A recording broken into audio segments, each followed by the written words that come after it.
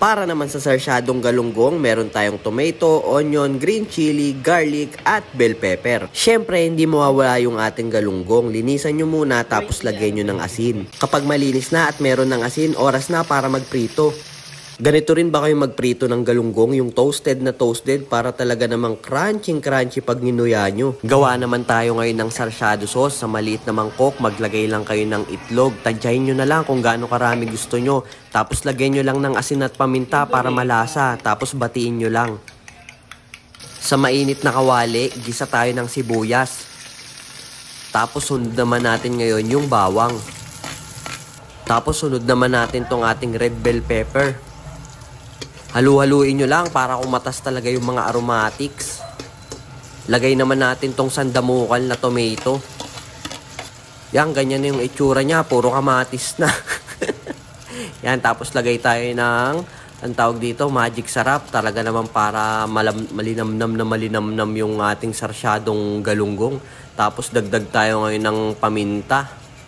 Tapos dagdag tayo ng tubig para sa sabaw.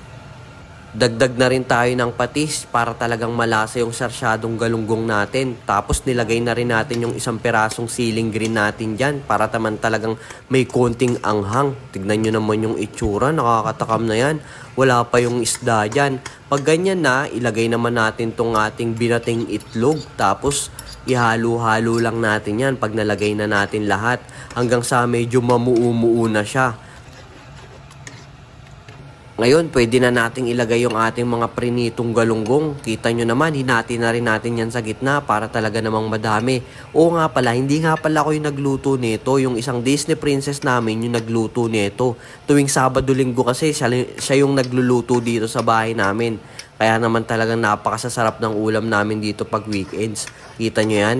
Pag ganyan na yung itsura ng sarsyadong galunggong nyo, pwede nyo na yung hanguin at kainin. Ilalagay naman natin yan dito sa pangmalakasang plato natin na lagi natin ginagamit sa mga pagkain pinagluluto natin.